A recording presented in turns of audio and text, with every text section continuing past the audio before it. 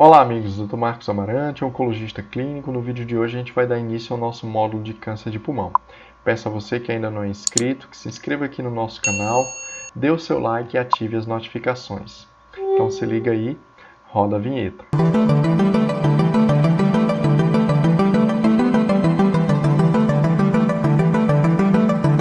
Bom, em primeiro lugar a gente vai fazer um breve resumo sobre os destaques da aula de hoje. Na nossa discussão a gente vai abordar um pouco sobre epidemiologia. Conversaremos também sobre os fatores de risco que levam ao desenvolvimento do câncer de pulmão. Abordaremos aspectos da patologia, do estadiamento da doença e, por fim, conversaremos sobre o tratamento do câncer de pulmão do tipo não pequenas células e do câncer de pulmão de pequenas células. Trouxe para vocês alguns dados aqui de epidemiologia para a gente ter uma ideia do impacto dessa doença. Nos Estados Unidos, são cerca de 228.820 casos novos anuais, sendo 112.520 em mulheres e 116.300 casos novos em homens. Aqui no nosso país, cerca de 30.200 casos novos anuais, 12.440 em mulheres e 17.760 em homens. Os principais fatores de risco para o desenvolvimento do câncer de pulmão: em primeiro lugar, aqui cerca de 90% dos casos, o tabagismo, sem sombra de dúvida. Outro fator de risco relacionado ao desenvolvimento da doença é a exposição ao radônio, um gás radioativo que pode ser encontrado no solo. A exposição aos asbestos, o tabagismo passivo, fatores hereditários e exposição prévia à radiação também podem levar ao desenvolvimento da doença. Vamos agora conversar um pouco sobre aspectos da patologia. Cerca de 85% dos tumores de pulmão pertencem ao subtipo não pequenas células, e cerca de 15% podem ser classificados como tumores de pequenas células. Dentro do subtipo não pequenas células, a gente vai dividir em subtipos. São eles o adenocarcinoma, o carcinoma de células escamosas, o carcinoma de grandes células e os tumores carcinoides. No adenocarcinoma, a gente vai ver que são tumores de localização preferencial periférica, e na histologia a gente vai ver um padrão glandular. Ele pode ser dividido nos subtipos mucinoso e não mucinoso. Esse é o subtipo primário mais comum de câncer de pulmão e é mais comum em surgir em pacientes não tabagistas. Já o subtipo carcinoma de células escamosas costuma apresentar uma localização mais central, ou seja, mais próximo do hilo pulmonar. Na histologia, a gente vai ver um grupamento de células poligonais contendo grandes quantidades de queratina. E um outro achado característico é a presença das chamadas pontes intracelulares. Na imunohistoquímica, a gente vai ter uma marcação positiva para o marcador P63 e negativa para a TTF1, que vai diferenciá-lo do adenocarcinoma. As características principais desse subtipo é uma associação mais direta com o tabagismo. Ele também pode apresentar cavitação, por ser um tumor que necrosa mais, e clinicamente a gente pode detectar a presença de hipercalcemia. Grandes células costumam também ter uma localização mais periférica. Na histologia, a gente vai ver um tumor anaplásico e altamente indiferenciado, com células gigantes e pleomórficas. Esse tipo também tem uma forte relação com o tabagismo e costuma ter um prognóstico mais reservado por ser menos responsível à quimioterapia. Já o carcinoide broncogênico pode se localizar tanto central quanto periférico.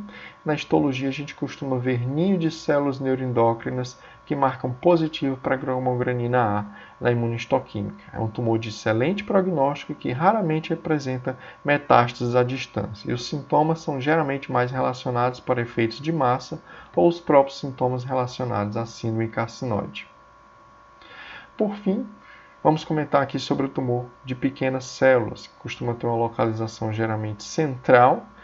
Na histologia, a gente vê células neuroendócrinas pequenas e azuis, são as chamadas células de Kulczyk, costumam marcar positivo para cromogranina A, enolase neurônio específica e sinaptofisina na imunohistoquímica. É um tumor bastante agressivo e indiferenciado e costuma estar relacionado a algumas síndromes paraneoplásicas, como, por exemplo, síndrome de Cushing, síndrome de secreção inapropriada do hormônio antidiurético e a síndrome de Lambert-Eaton. Agora a gente vai discutir um pouco sobre o estadiamento, algumas mudanças que aconteceram agora com a 8ª edição da AJCC. Então, o estadio clínico 1A vai incluir tumores T1, N0, ou seja, N0 são aqueles tumores que não têm metástases em linfonodos regionais, e o T1 aqueles tumores com menos de 3 centímetros. A gente pode dividir aqui os tumores T1-Mi, que é o tumor microscópico, minimamente invasivo, T1A menor que 1 centímetro, T1B entre 1 e 2 centímetros e T1C entre 2 e 3 centímetros. Então, tumores T1 a T1C e N0 são classificados como estadio clínico 1A. Agora aqui a gente tem o estadio 1B e 2A, que aí já inclui tumores T2, T2A e T2B. Os tumores T2 eles geralmente têm entre 3 e 5 centímetros e podem envolver o brônquio fonte ou invadir a pleura visceral, ou pode estar associado com atelectasia ou pneumonite obstrutiva até a região hilar. Estadio clínico 1B, a gente já vai contemplar tumores T3, que são tumores entre 5 e 7 centímetros, que podem invadir algumas estruturas da parede torácica, como por exemplo o nervo frênico, pericárdio parietal, ou pode ser também a presença de um nódulo tumoral separado no mesmo lóbulo do tumor. E aqui a gente já vai ter o comprometimento linfonodal, N0 ou N1, que aí já tem metástases para gânglios linfáticos peribrônquicos ipsilaterais, ou seja, do mesmo lado, ou hilares ipsilaterais. Então, a gente vê aqui, nessa figura aqui, estadios 2B, são tumores de T1A, T2B com N1 ou T3N0. Estadio clínico 3A, doença já localmente avançada, vai ter tumores de T1A, T1C com N2, ou T2A, T2B, N2, ou T3N1, ou T4N0. O tumor T4 já é aquele tumor com mais de 7 centímetros, pode envolver o diafragma, mediastino, coração, grandes vasos, traqueia, nervo laríngeo recorrente, esôfago, corpo vertebral, carina, ou se apresentar como nódulos separados em diferentes lobos. E os N2 já incluem metástases em linfonodos mediastinais ou subcarinais do mesmo lado do tumor primário. Estadio 3B vai incluir T1A, T1C com N3, ou T2A, T2B, N3, ou T3, T4, N2. Já aqui já tem uma quantidade bem maior de doença. Tumores T4 são tumores de qualquer tamanho que já invadem coração, grandes vasos, traqueia, nervo laríngeo recorrente, carina, corpo vertebral. E N3 são aqueles linfonodos já mediastinais contralaterais, ou hilares contralaterais, ou escaleno do mesmo lado, ou contralateral ou supraclavicular. Por fim, o 3C são tumores T3, N3 ou T4, N3. E o estadio 4, quando a gente tem metástase à distância. Então pode apresentar qualquer T, qualquer N ou M1, mas a gente pode dividir aqui o M entre M1A, M1B e M1C. M1A são nódulos tumorais separados em lobos contralaterais, o M1B é uma metástase única extratorácica e o M1C já envolve múltiplas metástases extratorácicas ou em vários órgãos, como a gente pode ver aqui na figura. É uma imagem de um PET scan mostrando metástases aqui nos corpos vertebrais. O rastreamento do câncer de pulmão ele é feito em pacientes com alta carga de tabagismo, com tomografia computadorizada usando baixa dose de radiação. Essa estratégia mostrou uma redução da mortalidade de câncer de pulmão. Vamos conversar agora um pouco sobre o câncer de pulmão do tipo não pequenas células. Quais são os principais sintomas que a gente pode ficar alerta aí que pode ser câncer de pulmão? Em primeiro lugar, tosse, perda de peso, dispneia, falta de ar, dor torácica, hemoptise, saída de escarro com sangue e dores ósseas. Rouquidão também pode fazer parte dos sintomas. O diagnóstico é feito através de uma biópsia, que pode ser coletada através de uma broncoscopia, principalmente aqui em tumores mais centrais, ou tumores periféricos onde o acesso é difícil através da broncoscopia, a gente pode lançar mão de técnicas de radiologia intervencionista com o uso da biópsia cutânea guiada por tomografia. O estadiamento do câncer de pulmão envolve o estadiamento não invasivo, que é feito preferencialmente com o PET scan e a ressonância de crânio, a ressonância, porque o PET não é um exame bom para ver o sistema nervoso central, uma vez que vai brilhar bastante nessa região, que capta bastante glicose, é metabolicamente ativa, ou na indisponibilidade do PET scan, a gente pode fazer o estadiamento com tomografias de tórax, de abdômen superior e cintilografia óssea. É importante também que a gente faça o estadiamento invasivo, uma vez que a gente vai ter um melhor detalhamento do comprometimento linfonodal do mediastino desses pacientes. Ele pode ser feito com ultrassom endobrônquico e com ultrassom endoscópico. A gente vai ver aqui que alguns tumores podem ser vistos tanto pelo EBUS ou como pelo EUS, mas alguns, como por exemplo aqui em linfonodos no nível 8, 9, ou linfonodos ou metástases abdominais ou em glândulas adrenais, podem ser vistos melhor com o ultrassom endoscópico. Já os linfonodos endobrôncicos vão ser vistos melhor com o EBUS, o ultrassom endobrônquico. O estadiamento invasivo também pode ser completado com o uso de uma mediastinoscopia assistida por vídeo. Um pouquinho agora sobre o tratamento. Na doença localizada nos estadios mais iniciais, o tratamento é preferencialmente cirúrgico, com a técnica de lobectomia com linfadenectomia mediastinal. Uma vez ressecado esse tumor, alguns vão ter a indicação de quimioterapia adjuvante, ou seja, um tratamento profilático com quimioterapia no intuito de reduzir a chance do desenvolvimento de recorrência da doença. A quimioterapia está indicada apenas nos estadios 2 e 3, em tumores principalmente com mais de 4 centímetros. Essa meta-análise aqui, publicada no Journal of Clinical Oncology, a meta-análise LACE, ela mostrou um benefício absoluto em 5 anos do uso de quimioterapia adjuvante em torno de 5,4%. A gente vê aqui dos dados dessa meta-análise que juntou aqui cerca de 5 estudos, que houve um ganho aqui para o uso de quimioterapia com hazard ratio da ordem de 0,89, variando entre 0,82 a 0,96. Então vamos falar aqui um pouco dos dados mais atuais do uso de terapia com inibidores de tirosina quinase no cenário adjuvante em pacientes com mutação desse gene do EGFR, o fator de crescimento derivado do epitélio. Então a gente teve aqui recentemente a publicação do estudo ADAURA, em que usou esse inibidor de tirosina quinase, que foi o osimertinib. Ele randomizou pacientes em estadio 1B, 2A e 3A que tinham sido completamente ressecados e que receberam ou não quimioterapia adjuvante. Foram cerca de 682 pacientes que foram randomizados para receber osimertinib na dose de 80 mg por dia ou placebo, uma vez por dia, durante cerca de 3 anos de tratamento. Foi a duração planejada do tratamento. O ADAURA mostrou aqui um ganho significativo de sobrevida livre de progressão e hoje deve ser considerada a opção do uso do inibidor de tirosina quinase, o osimertinib, no cenário adjuvante. No estadio 3, são pacientes com tumores localmente avançados e sempre cabe aqui a discussão multidisciplinar, porque a gente pode ter vários cenários distintos aqui no estadio 3.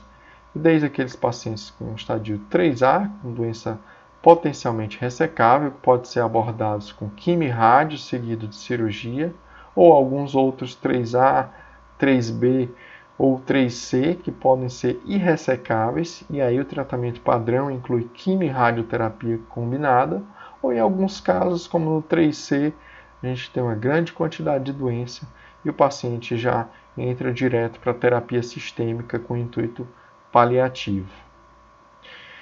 Os principais regimes utilizados aqui na doença irressecável, em combinação de quimio e radioterapia, a gente tem aqui o estudo do SWOG 9019, que usou combinação de cisplatina com etoposide em combinação com radioterapia, o estudo LAMP, que usou combinação de carboplatina e paclitaxel, e o PROCLAIM, que usou combinação de cisplatina e pemetrexed.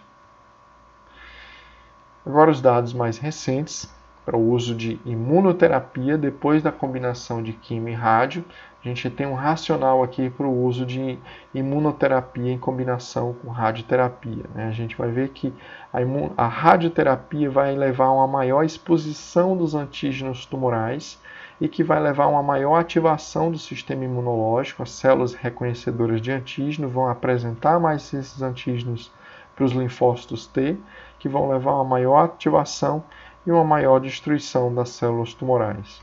Então esse é o racional para o desenho desse estudo aqui, que usou o imunoterápico, o durvalumab, em regime de manutenção após o tratamento padrão com quimio-radioterapia. Ele randomizou pacientes com câncer de pulmão não pequenas células, estadio 3 irressecável, que tinham recebido pelo menos 2 ciclos de quimio baseado em platina em combinação com radioterapia, na dose de 54 a 66 grays e sem progressão de doença.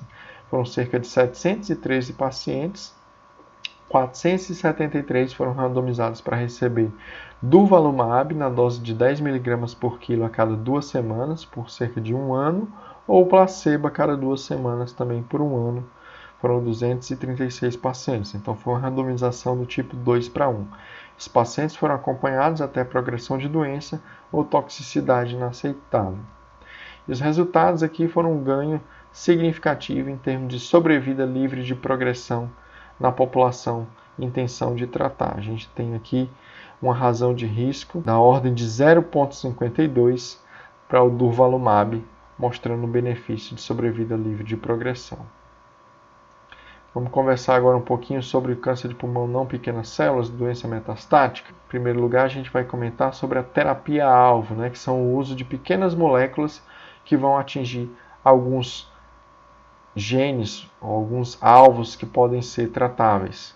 Existem algumas alterações moleculares no câncer de pulmão, cerca de 30% ainda são desconhecidas, mas 17% representam mutações de EGFR.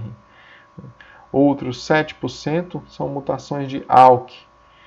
E também vários outros alvos moleculares vão sendo conhecidos aqui, mutações de MET, mutações de HER2, mutações de ROS1, BRAF, NTRK, PIK3CA, MEK1 e KRAS.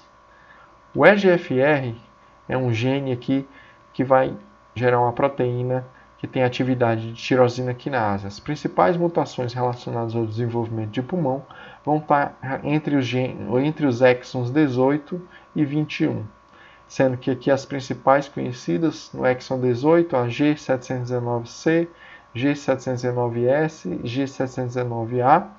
No exon 19 é a delta ET46, A750.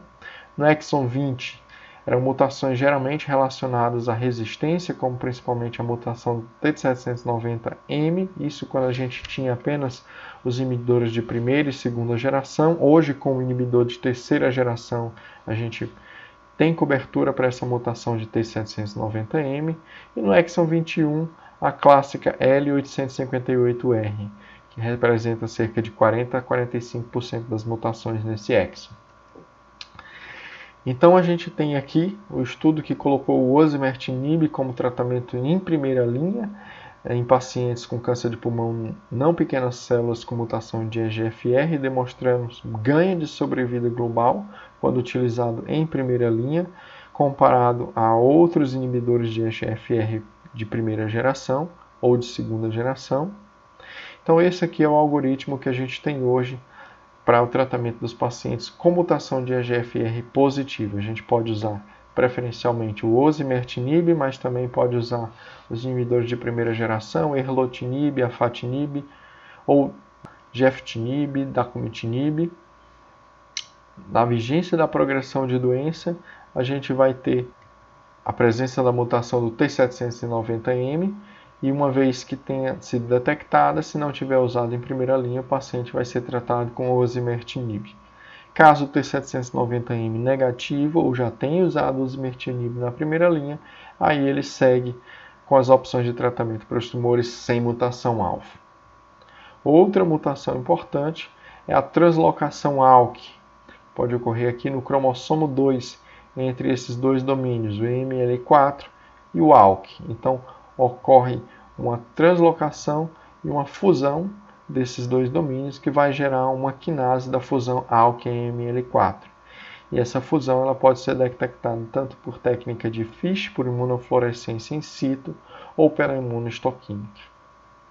No ALK, a gente teve uma rápida evolução das terapias anti-ALKs, desde o crizotinib, lá em 2013, e hoje aqui também a gente tem a opção do alectinib.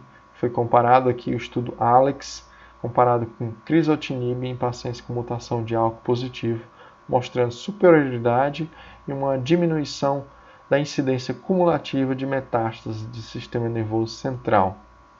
Então esse aqui é o nosso algoritmo atualmente para tumores ALK positivos. A gente pode usar na primeira linha o alectinib, o brigatinib, ceritinib ou mesmo o crizotinib. E na progressão de doença, se não tiver utilizado, dependendo do que tenha utilizado previamente, a gente vai ter aí a opção também do alectinib, brigatinib, ceritinib ou o lorlatinib.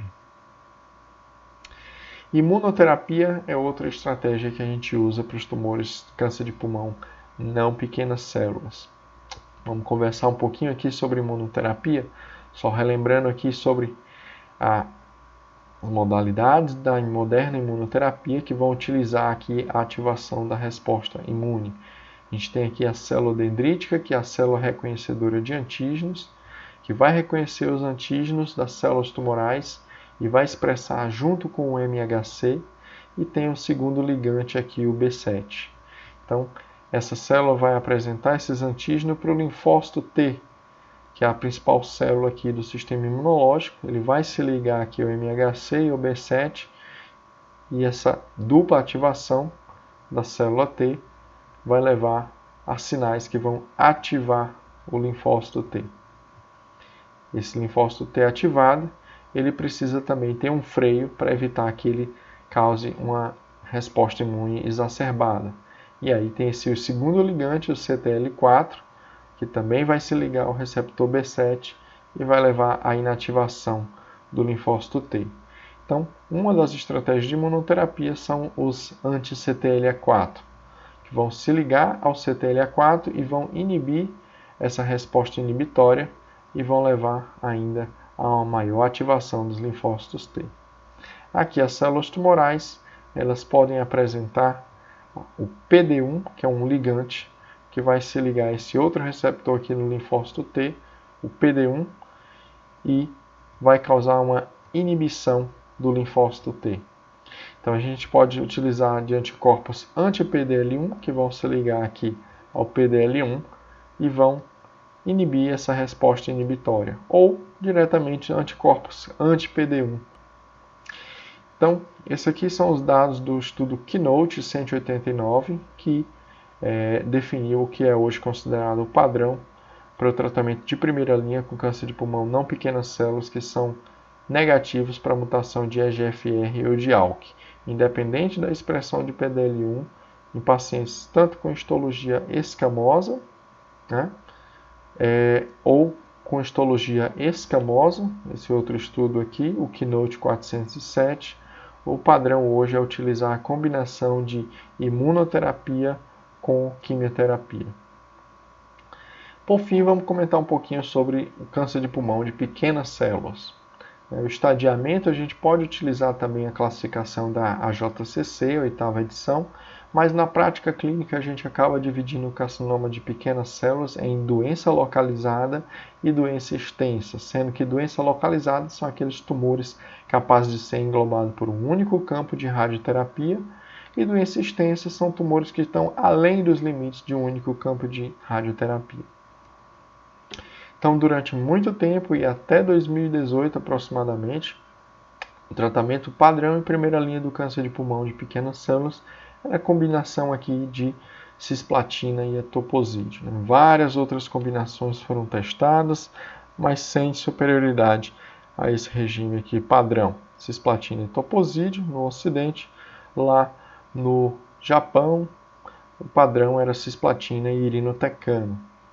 Até que viemos aqui com a publicação dos estudos Caspian, que utilizou a combinação de imunoterapia ao regime padrão de cisplatina e etoposídeo com durvalumab na primeira linha, demonstrando aqui um ganho de superioridade em sobrevida global com hazard ratio da ordem de 0,73.